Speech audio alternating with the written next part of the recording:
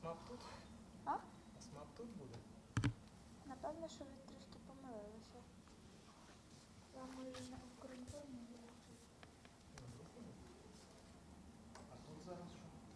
Тут Балин високий. Ну, так а смап. Я просто чую. Я просто так скорочую. А ви від укрінформі? Так. А. Я просто так прийшов, думаю, нікого нема.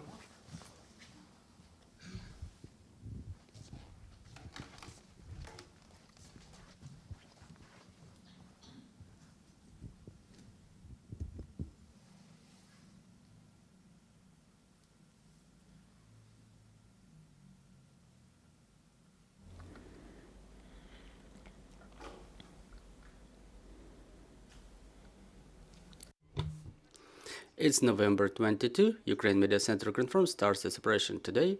My name is Svetlana Shaparenko. Let's talk about the situation in the border with Poland and blocking of the border by Polish protesters. Joining us online is Volodymyr Balin, Vice President of the Association of International Cargo Carriers of Ukraine. Good morning, Mr. Volodymyr. Good morning, Mr. Volodymyr. Let's start not with Polish borders but Slovakian ones. Since yesterday, the Slovakian cargo carriers blocked the border too. Do we know anything about that? Have they blocked the border completely? Because this morning we got information from the State Blockade Service that the movement is temporarily unblocked. So what's the situation over there? What's going on? Yes, really, yesterday about 13 o'clock the road was blocked near Uzhgorod checkpost in Slovakian border. As of the information later, the road was unblocked. There were no documents produced to block the border, and police got a permit from their management to clear the road. I think that the Slovakians will try to continue blocking the border.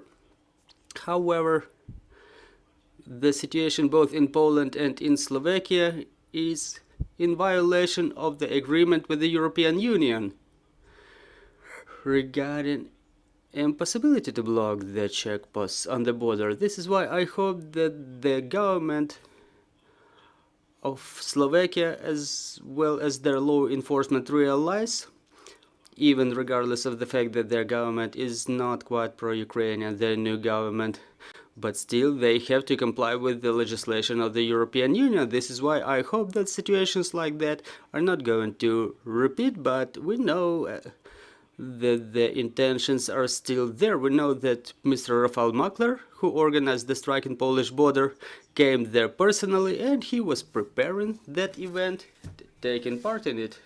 You mentioned that the police found the solution, the Slovakian police found the solution for the situation in the border quite quickly. Why it cannot be the case for the Poland?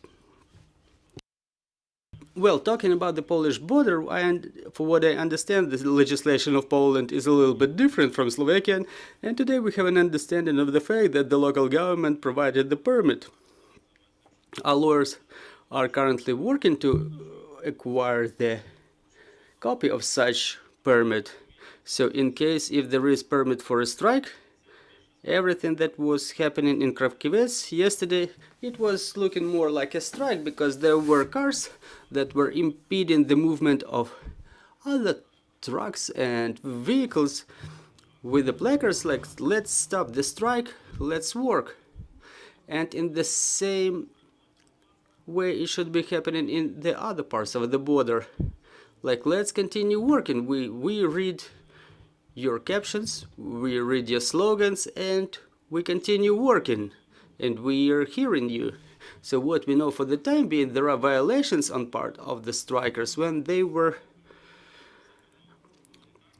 writing the application for the strike. They were saying they would let some specific cargo through, like humanitarian aid and some critical importance cargo.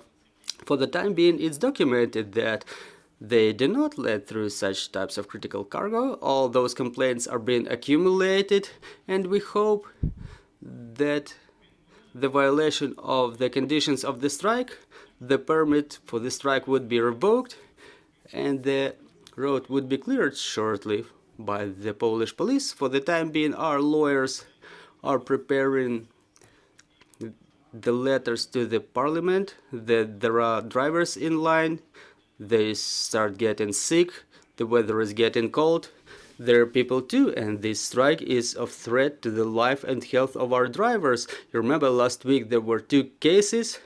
In one case a driver had an epilepsy stroke, and in another case it ended lethally, unfortunately.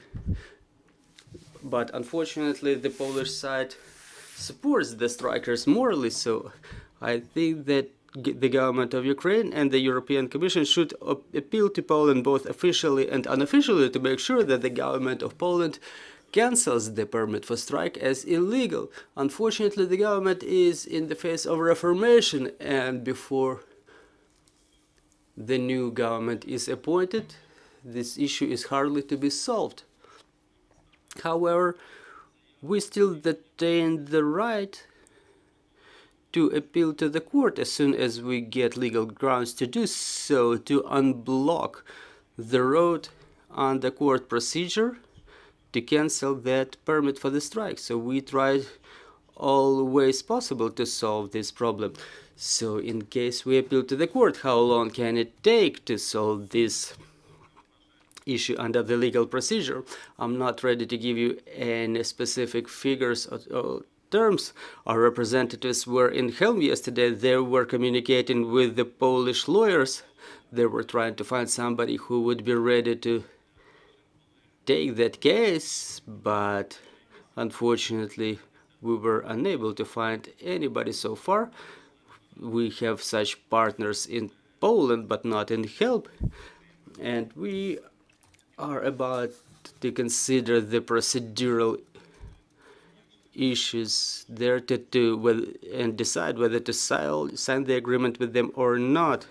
I was in touch with a couple of Ukrainian lawyers, and among the Ukrainian lawyers no one can tell us what are the terms because they don't understand the Polish law. The Polish lawyers that we work with, they were working with the cargo transportation law,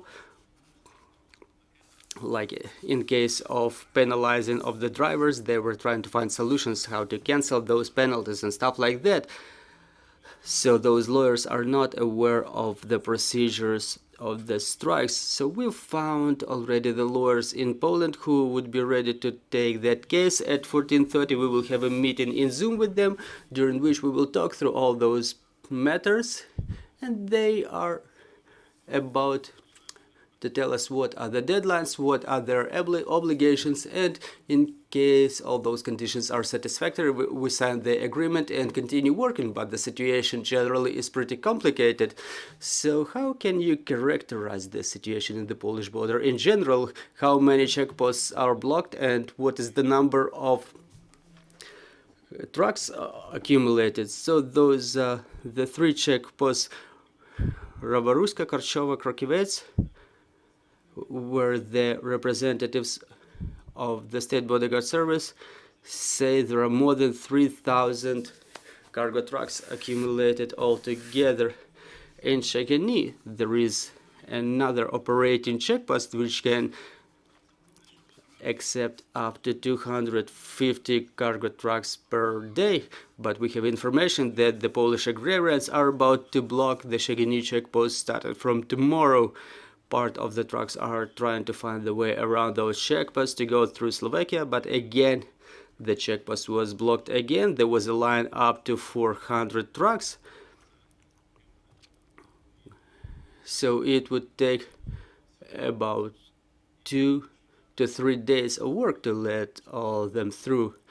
And on a daily basis, I observed that the number of trucks in the electronic line is decreasing. We understand they're not going through the border.